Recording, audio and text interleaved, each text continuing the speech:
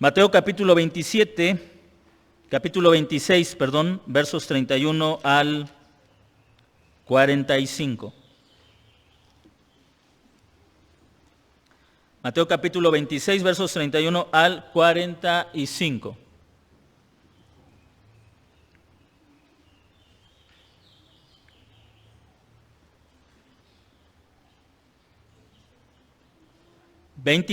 Versos 31 al 45. Recuerde que el Señor Jesús está en los últimos días antes de la crucifixión. El Señor Jesús está pasando por lo que se ha conocido como la pasión de Cristo, esa semana en la que vemos a Jesús en toda su humanidad, enfrentando la maldad de la incrédula nación de Israel y de sus dirigentes, enfrentando la debilidad de sus discípulos, enfrentando la debilidad del cuerpo humano en el cual Él se había encarnado, enfrentando posteriormente toda la ira de Dios sobre sí.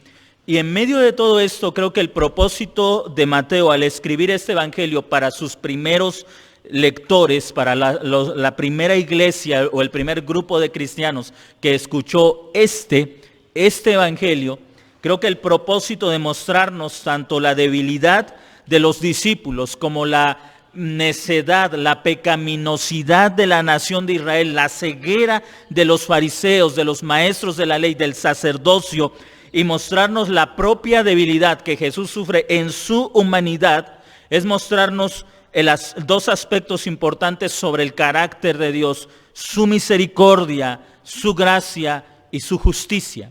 La gracia y la misericordia de Dios y la justicia de Dios se ven envueltas en la persona de Jesús y en la forma en que Él enfrenta todas estas situaciones que cuando las estamos leyendo entendemos que Jesús estaba a punto de vivirlas, pero para cuando el evangelista las había escrito, estos acontecimientos ya habían pasado, ya habían sucedido.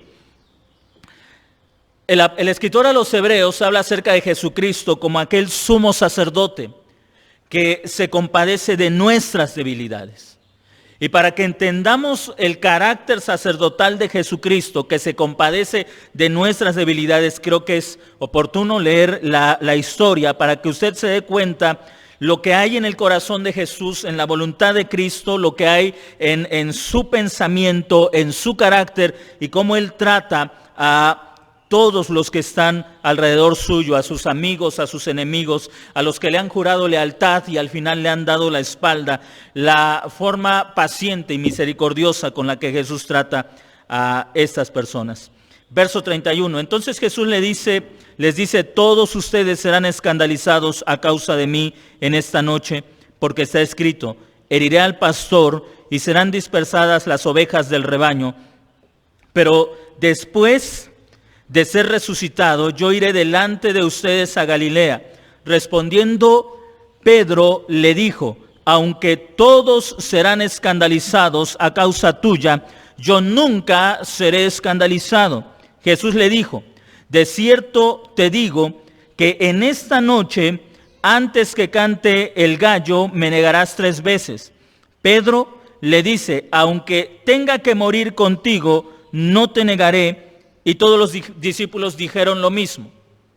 Mire, si observáramos este acontecimiento, separando la actitud de Jesús y la actitud de los discípulos, nos damos cuenta cómo en la medida en la que menos conocemos la Escritura, menos nos conocemos a nosotros.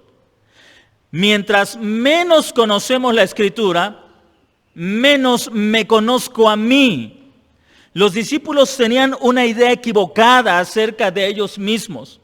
Ellos negaron su debilidad delante de Jesucristo. Ellos negaron su falta de lealtad.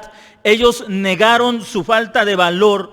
Pero sobre todo, ellos estaban negando su falta de fe. Porque al final, la lealtad, el valor, la firmeza, todo esto será resultado de la fe, en otras palabras, de la confianza que tengamos en la palabra de Dios.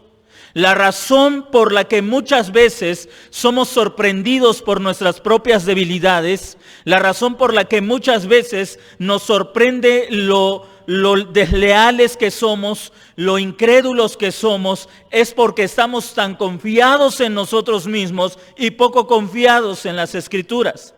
En el capítulo 26, en el verso 24, ya nos hemos dado cuenta cómo el Señor Jesús conoce todo lo que va a pasar con Él y con los que están implicados, involucrados en su traición, en su abandono, en su entrega, en su juicio. Jesús conoce perfectamente todo lo que va a suceder por una sola razón. Él conoce perfectamente las Escrituras y sabe qué Escrituras hablan acerca de Él, como Él mismo lo declara. A la verdad, el Hijo del Hombre se va.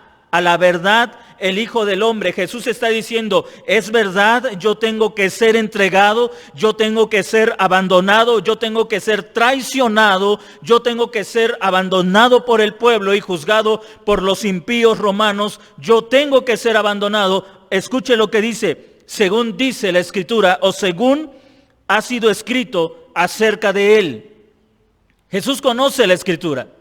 Él conoce los pasajes que hablan acerca de lo que Él tiene que sufrir, de sus quebrantos físicos, de sus dolores emocionales, de sus padecimientos físicos, de la traición, de la agonía emocional también en la que Él se va a encontrar. Jesús conoce absolutamente cada aspecto de lo que va a sufrir. Para Él no será una extrañeza, no le tomará por sorpresa, no le causará asombro que Judas le haya dado la espalda, que los discípulos le abandonen, que los fariseos y la guardia de los sacerdotes lo escupa, lo violente, se burle de Él. Para Él no le resultará una sorpresa que Poncio Pilato se lave las manos dejando una injusticia en manos de un pueblo injusto. Para Jesús no resulta ninguna sorpresa lo que está a punto de vivir por una razón. Él conoce las Escrituras.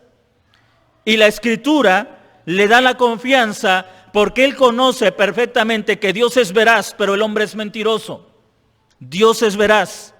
Todo lo que Dios ha dicho, lo hará. Todo lo que Dios dice que es, así es. Por eso le decía hace rato, Dios estableció desde el principio que todo sea según su género y según su especie. Dios es veraz. Dios es veraz. Dios estableció que lo invisible sea comprensible por lo visible. Así lo estableció Dios. Dios es veraz. Y en la medida que conocemos la Escritura, podemos tener más confianza de lo que vivimos, de nuestro futuro, de nuestro presente, porque entendemos que Dios es veraz. Pero en la medida que desconocemos la Escritura y comenzamos a confiar en nosotros mismos, nosotros aprendemos a tener una confianza ciega en nosotros, porque el hombre fue creado para confiar, para creer. Y si el hombre no está confiando en Dios, está confiando en sí mismo o está confiando en alguien más. Observe en el verso 31, Jesús citando otra escritura, el profeta Zacarías en el capítulo 13, el Señor Jesús dice, todos ustedes serán escandalizados. El Señor Jesús sabe que llegará el momento en que estos discípulos que han estado con Él alrededor de 3 años y medio, aunque algunas personas sugieren que Jesús pudo predicar y tener un ministerio de 6 años, eso es imposible. La Escritura no nos deja pensar que Jesús haya tenido un ministerio tan largo como 6 años o 9 años, porque solamente nos habla de 3 Pascuas a las que Jesús asiste ya iniciado su ministerio, y el propósito es claro, mostrarnos que Él es el Mesías. ¿Por qué habría de Jesús tener un ministerio de 6 o 9 años y los discípulos simplemente no escribir acerca de ellos, si 6 o 9 años serían suficiente tiempo para demostrar que Jesús era el Mesías? Estoy señalando a un reportaje que vi en Evangelio Puro, que por cierto esta página de Evangelio Puro tiene muy poco.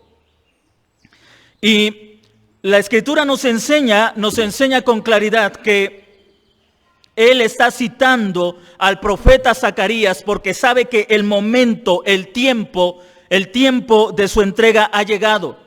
Zacarías 13:7, el Señor, hablando a través del profeta, Él hace esta declaración: herirán al pastor y serán dispersadas las ovejas. Así que Jesús sabe que ese es el momento en que esa escritura tiene que cumplirse. Él es el pastor y ha sido pastor de sus discípulos, de estas ovejas, de estos sus pequeños, durante un lapso de 3 a 4 años, de 3,5 a 4 años. Él ha cuidado de ellos, Él ha estado con ellos, Él los ha amado, como Él mismo lo expresa en la oración que encontramos en el Evangelio de Juan: habiéndolos amado hasta la muerte.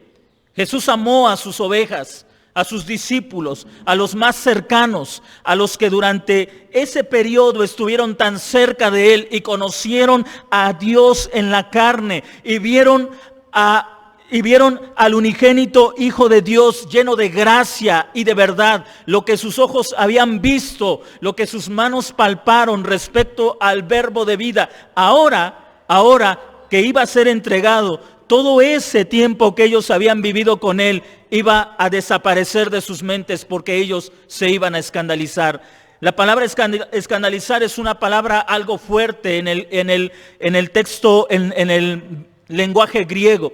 Esta palabra significa ofenderse o hallar tropiezo en algo. Eso significa que los discípulos, al ver a Jesús arrestado, al ver a Jesús enjuiciado y al ver a Jesús no defendiéndose como ellos esperaban que lo hiciera, se iban a ofender. ¿Por qué si Él es el Mesías? ¿Por qué si Él es el Rey de Reyes? ¿Por qué si Él es el Hijo de David?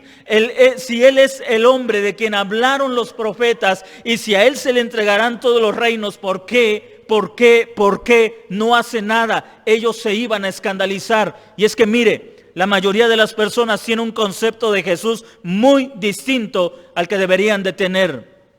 Si para los judíos de aquel tiempo Jesús era un caudillo, un libertador, alguien que venía a liberarlos de una opresión romana, para muchas personas en la actualidad Jesús es un sanador, un prosperador, alguien que te va a proteger de la enfermedad, que va a evitar que enfermes, que mueras, alguien a quien puedes acudir en tus tiempos de debilidad. Para muchos Jesús es algo menos que el Mesías prometido al pueblo. Así que cuando no sucede lo que estás esperando, te escandalizas de Él. ¿Por qué me enfermé si yo le pedí mucho a Jesús que no me enfermara? ¿Por qué murió mi familiar si yo le rogué mucho a Él que no muriera? ¿Por qué no tengo trabajo? ¿Por qué perdí el dinero si yo le rogué mucho a Jesús que no pasara por la pobreza? Gente que no entiende que Cristo no viene para satisfacer necesidades que son parte cotidiana de la vida humana, y desde luego Él prometió satisfacerlas. Pero Él viene a darnos libertad del pecado. Desde luego que Él promete darnos el pan de cada día. Él promete sustentarnos. Él promete acompañarnos en todos los momentos de nuestra vida. Pero Él nunca prometió librarnos de las aflicciones cotidianas de la vida. Así que, como muchos de los discípulos de Jesús, o todos los discípulos de Jesús, se escandalizaron, en la actualidad también muchas personas se escandalizan, encuentran tropiezo en el Evangelio, encuentran una ofensa en Jesucristo. Yo esperaba algo más del Evangelio, yo esperaba algo más de Jesucristo. Se sienten decepcionados. Yo esperaba que Él no me hiciera pasar por esta situación. Yo esperaba que Él compusiera mi matrimonio. Yo esperara que Él no permitiera que mis hijos se volvieran rebeldes. Yo esperaba que Él hiciera esto, que hiciera aquello. Y como Jesús no es la mascota que puedes domesticar, te ofende, porque no lo puedes manipular. Nos gusta manipular a la gente. Nos gusta que otras personas hagan lo que nosotros queremos. Nos gusta llorar un poco y sacar provecho de alguien. Me gusta llorarle a mi esposa o ponerle cara de triste y que ella me consuele. Me gusta decirle a mis hijos, no me quieren o por qué no me obedecen. Y entonces que ellos digan, sí papá, te voy a obedecer. Nos gusta manipular a la gente. Queremos hacer lo mismo con Cristo. Pensamos que unas cuantas lágrimas derramadas y Él nos va a dar lo que queremos. Pensamos que una carita de tristeza y Él va a decir, ya está bien, ahora mismo te voy a sanar, ahora mismo te voy a quitar este problema, ya por favor, tú eres lo más importante a mi vida. nos gusta manipular y pensamos que Jesús es así. Por eso es que el evangelio en este tiempo sigue resultando ofensivo para muchas personas, sigue resultando un tropiezo, porque Cristo no es alguien a quien tú o yo podamos manipular. Él es el Rey de Reyes y Señor de Señores. Los discípulos no habían logrado captar la grandeza de esta verdad que estaba ante sus ojos. Para ellos, Él todavía seguía siendo el hombre que los liberaría del poder de Roma. Ellos no podían ver que detrás de ese cuerpo humano semejante al de ellos, tan común, tan normal, estaba resguardada, estaba velada, estaba cubierta la gloria del Dios invisible, del unigénito del Padre. Así que mire, ellos pensaron, si tú eres un caudillo, nosotros somos tus soldados. Veía en una ocasión estaba viendo una película donde un hombre que sabe, en la trama de la película, sabe artes marciales, encuentra a un niño a quien habían asesinado a sus padres y el niño estaba huérfano. Así que el niño comienza a seguir a ese hombre y en el camino se encuentran distintas dificultades y una de esas dificultades consiste en que dos ladrones los encuentran y le roban al hombre lo poco que tiene. Así que el muchachito, un niño como de 10 años que llevaba un rifle de su padre muerto, le dispara a los ladrones y recupera lo que le habían robado a su amigo, porque terminan convirtiéndose en amigos. Y en una de las escenas el hombre le pregunta al niño, ¿piensas seguir conmigo? Es decir, lo venía siguiendo el niño y le dice, ¿piensas quedarte conmigo? Y el niño contesta, sí, porque veo que necesitas niñera, como diciéndole, si yo no hubiera estado contigo, te hubieran robado hasta lo que no tienes. ¿Sabe que los discípulos pensaban así acerca de Jesucristo? Vamos a estar contigo porque tú necesitas a alguien que te defienda. Vamos a estar contigo porque tú necesitas a alguien que te apoye, alguien que haga que tu causa se cumpla. Por eso es que ellos responden con tanta seguridad en sí mismos. Cuando Jesús les dice, heriré al pastor, citando la Escritura, y serán dispersadas las ovejas del rebaño, diciendo que en el momento en que Jesús sea prendido, en el momento en que Jesús sea tomado por las autoridades judías y llevado frente a las autoridades romanas, en ese momento todos los discípulos serán dispersados. Ellos contestan en la voz de Pedro, aunque todos se escandalicen, a causa tuya yo no me escandalizaré. Es decir, Pedro estaba diciendo, aunque ellos se ofendan por lo que te va a pasar, yo no me voy a ofender de ti, yo no me voy a decepcionar de ti, yo estoy a tu lado, yo voy a estar contigo, yo no me voy a sorprender de lo que a ti te pase. Estaba muy seguro de su lealtad, muy seguro de su confianza y muy seguro de su fe. Mire, así es el ser humano, así somos nosotros. Mientras menos, y quiero repetirlo como una verdad que no debe quitar de su mente, mientras menos conozcamos las Escrituras, más seguros estaremos de nosotros mismos. Mientras menos conozcamos las Escrituras, más seguros estaremos de nosotros mismos. ¿Cuántas personas le habrán dicho al Señor, sobre todo aquellos que tienen por costumbre prometer, Señor, yo te prometo, tal vez iniciando el año, este año 2020 que está corriendo, Señor, te doy gracias por este nuevo año y te prometo que de aquí en adelante me voy a esforzar y voy a estar en todas las reuniones, y de repente les cierran sus templos? Así es el hombre cuando confía en sí mismo.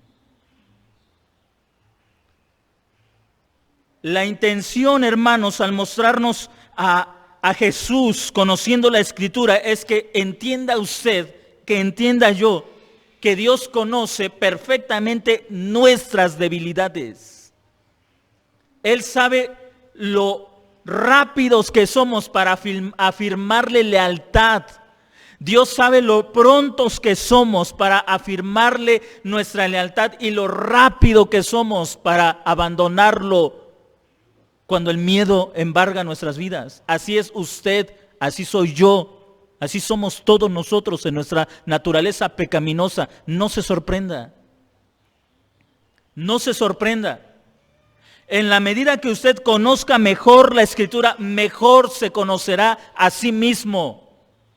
Los discípulos habían estado tanto tiempo con Jesús, pero no habían aprendido, no habían entendido que Él venía a buscar y a salvar lo que se había perdido. Ellos todavía tenían metida en su mente que ellos podían ofrecer algo para su salvación, que ellos podían contribuir a su salvación. Tenían metido en la mente que ellos eran el pueblo electo de Dios y desde luego lo fueron, pero pensaban en términos de superioridad y no en términos de servicio. Estaban muy confiados en sus propias personas y Pedro lo dice con una seguridad, con una sinceridad que, mire, si Jesús no conociera la Escritura y si Jesús fuera como usted o como yo, tal vez yo me habría acercado a Pedro y le hubiera dicho: gracias, Pedro, te agradezco tu apoyo. Y deberían aprender ustedes, Juan, Jacobo, deberían aprender de Pedro. Todos ustedes se quedaron callados, solo Pedro me ha jurado su lealtad. Pero Jesús no es así. Él conoce el corazón humano. Ahora, déjeme hacerle esta pregunta. Primero, esta afirmación: Dios le conoce a usted tan perfectamente. Conoce sus virtudes, sus debilidades, y Dios le conoce tan perfectamente que no espera nada bueno de usted a menos que Él lo produzca en usted. Pero déjeme hacerle esta pregunta. ¿Se conoce a sí mismo?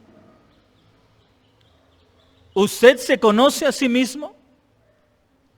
¿O somos todavía de los de Pedro, que somos muy rápidos para decirle al Señor: no, Señor, tú sabes que yo aquí siempre estaré contigo, que pase lo que pase, yo seguiré siendo un buen cristiano, que no importa que cierren los templos, yo seguiré estando ahí en la puerta aunque nadie me abra? ¿Se conoce a usted mismo? ¿Conoce su debilidad? ¿O confía en usted mismo? Jesús le dice a Pedro con un tono de compasión, de misericordia: te digo esto que es verdad, Pedro. Hoy mismo, en esta noche. Mire, Jesús no está hablando de algo que iba a pasar en un mes, en un año. Jesús estaba hablando de algo que iba a suceder en esa noche. De verdad te digo, en esta noche, antes de que el gallo cante, me negarás 3 veces. Aquí, ellos cantaron un himno.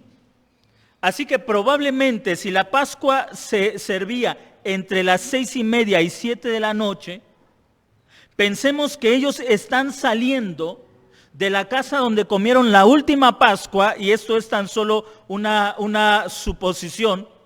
Pensemos que ellos están saliendo alrededor de las 9 o 10 de la noche. Ellos van a ir al monte de las Olivas. Les tomaría en realidad muy poco tiempo. Pero pensemos que Jesús está hablando esto alrededor de las 10 de la noche. Según los historiadores, en Roma los gallos comenzaban a cantar a partir de las 12:30 hasta las 3:30. Entre las 12 de lo que nosotros llamaríamos la medianoche hasta las 3 de lo que ya sería para nosotros la madrugada, en ese lapso los gallos comenzaban a cantar. Si Jesús pronunció estas palabras a las 10 de la noche, solo dentro de 2 horas,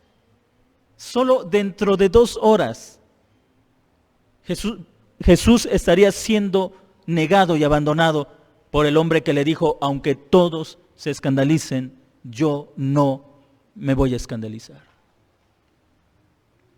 2 horas. ¿Se da cuenta lo frágil que es nuestra fe cuando descansa en nosotros mismos? ¿Se da cuenta de lo débiles que somos? Con mucha razón, el Señor en el Antiguo Testamento le dijo a la nación de Israel, particularmente a Efraín, le dijo a ellos, a la tribu de Efraín, su fidelidad es como la neblina del amanecer. Dios le estaba diciendo a la tribu de Efraín, ustedes son tan fieles y su fidelidad es tan fuerte, es tan firme como la neblina del amanecer. ¿Sabe a qué se está refiriendo? Que esa neblina de la mañana, ¿con qué se rompe? Con la primera luz del sol. Pues Dios le está diciendo a la tribu de Efraín, así de fuerte y así de sólida es la fidelidad de ustedes. Al primer rayo del sol, esa fidelidad desaparece. Y lo que era una realidad para la tribu de Efraín, fue una realidad para Pedro y es una realidad para usted. Y para mí también. Así es tu fidelidad. ¿Cuántas veces usted le ha prometido al Señor, ahora sí voy a cambiar, ahora sí voy a ser diferente, ahora sí te voy a obedecer, y apenas se levanta, si usted ora de rodillas o sentado, apenas se levanta, apenas se pone de pie y su fidelidad se rompió? Y podemos culpar, podemos juzgar. Yo estaba dispuesto a hacer la voluntad del Señor, pero mi esposa fue la culpable, pero mis hijos que me sacan de quicio, pero el esposo, dice la esposa, pero el vecino. Así de frágil es la fidelidad del cristiano. Por eso es importantísimo que usted y yo nos aprendamos a ver a la luz de la palabra de Dios. El Señor Jesús sabía perfectamente quién era Pedro y quiénes eran los discípulos que le seguían. Así que Jesús le está diciendo a Pedro, Pedro, de verdad te digo esto, es decir, te estoy diciendo esto con seguridad. Jesús no estaba especulando.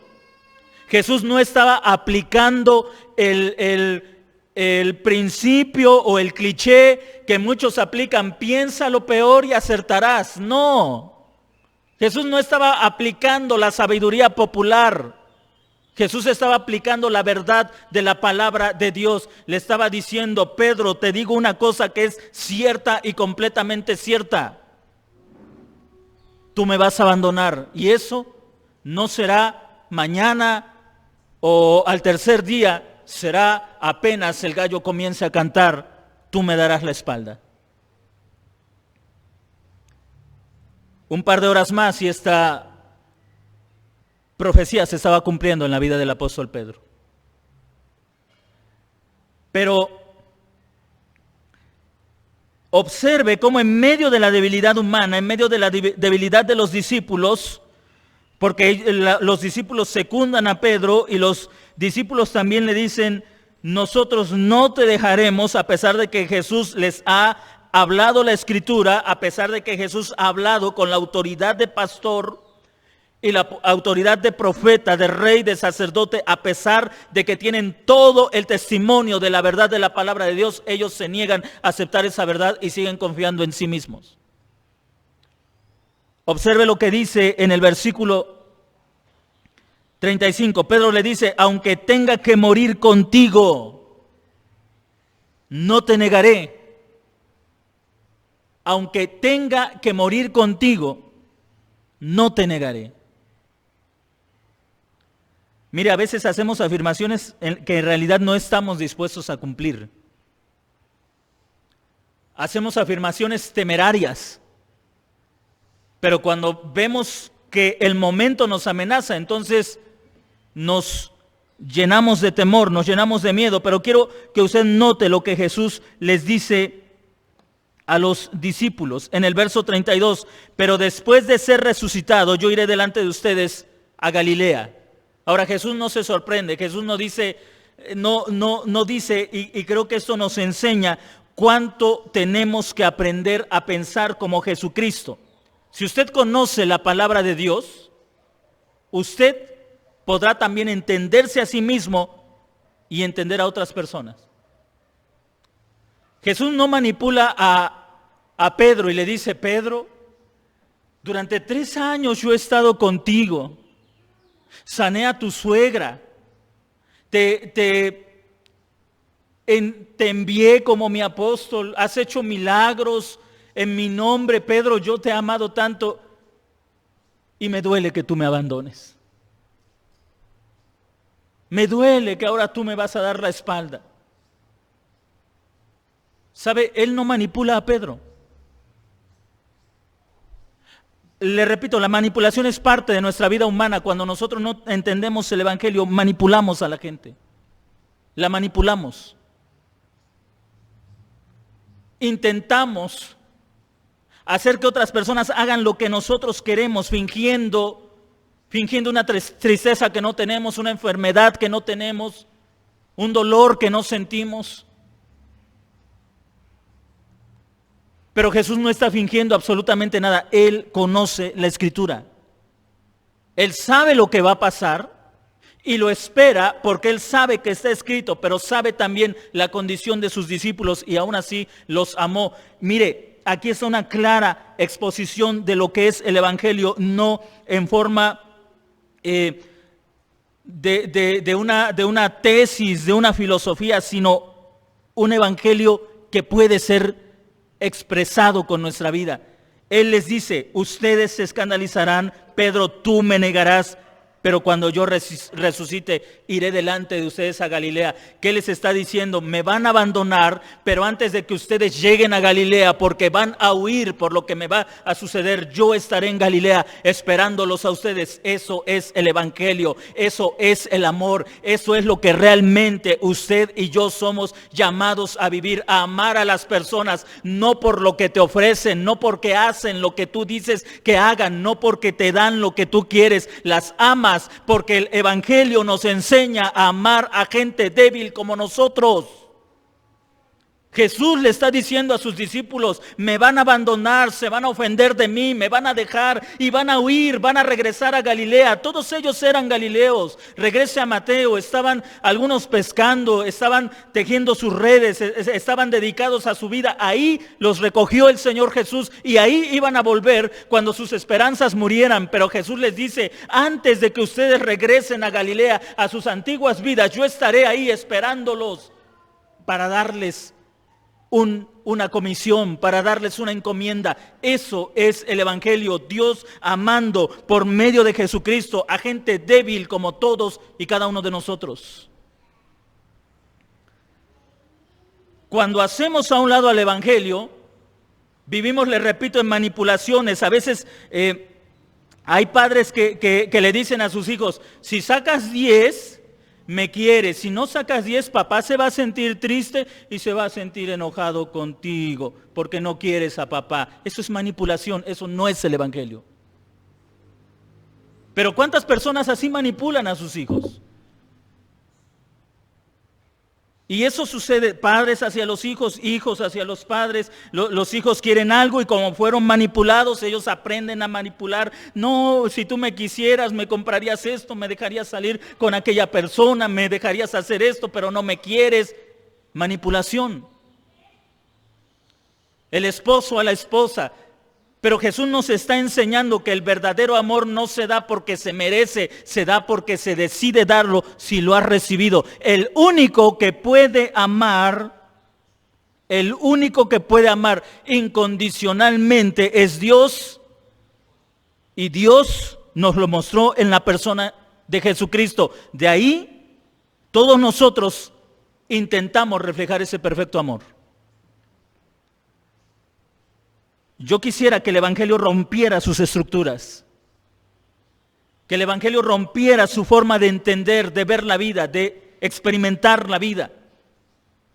Que al entender usted el Evangelio, su familia, su matrimonio, su relación con sus hijos, su negocio, su trabajo, todo se viera vivificado por el poder del Evangelio. Si yo entiendo el Evangelio, yo entiendo también que mis hijos me producirán cosas que me resultarán amargas. ¿Por qué? Porque son tan humanos como yo lo soy y jamás les voy a decir: me sorprende que hagas esto.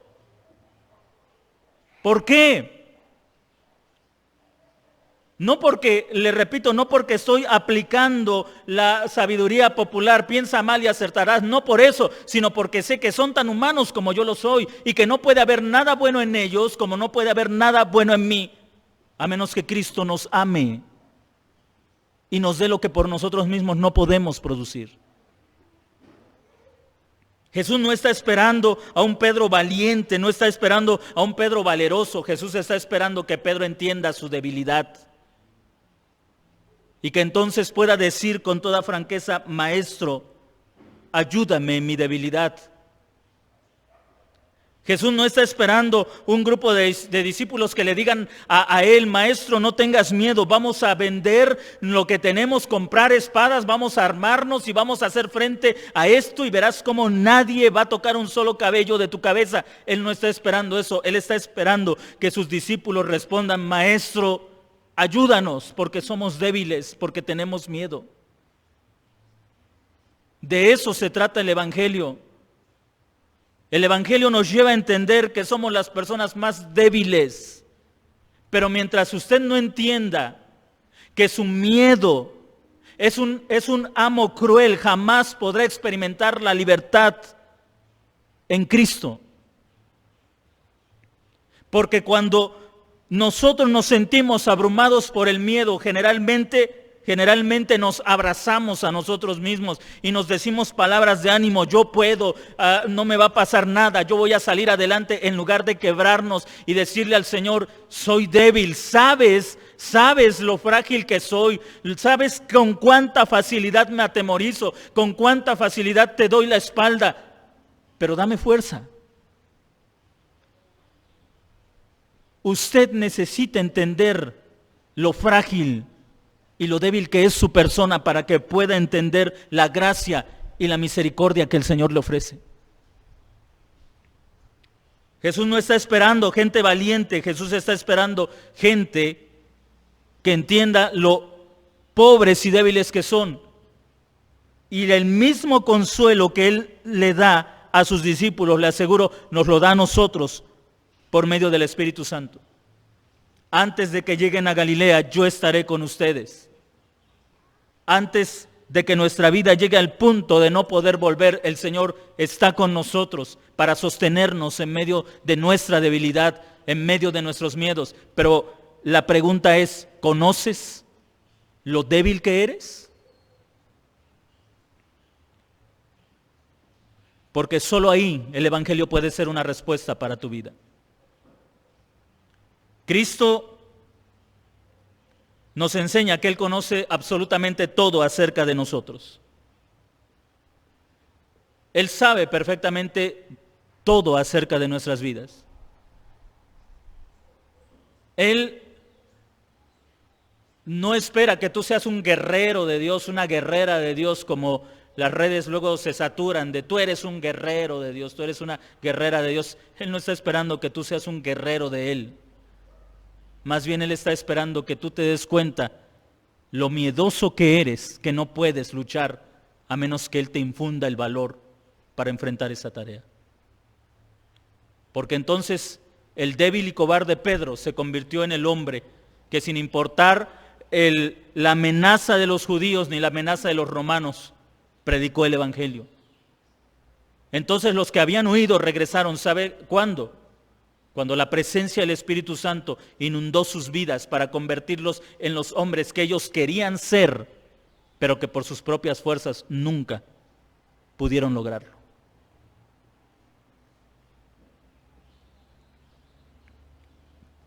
Oro porque usted, porque yo, porque mis hijos, porque los que estamos aquí, podamos entender la riqueza del Evangelio y dejar de lado todas esas estructuras que han mantenido nuestra vida hasta hoy. Y podamos vernos a la luz de cómo la palabra nos ve. No nos ve como hombres valientes, nos ve como débiles cobardes.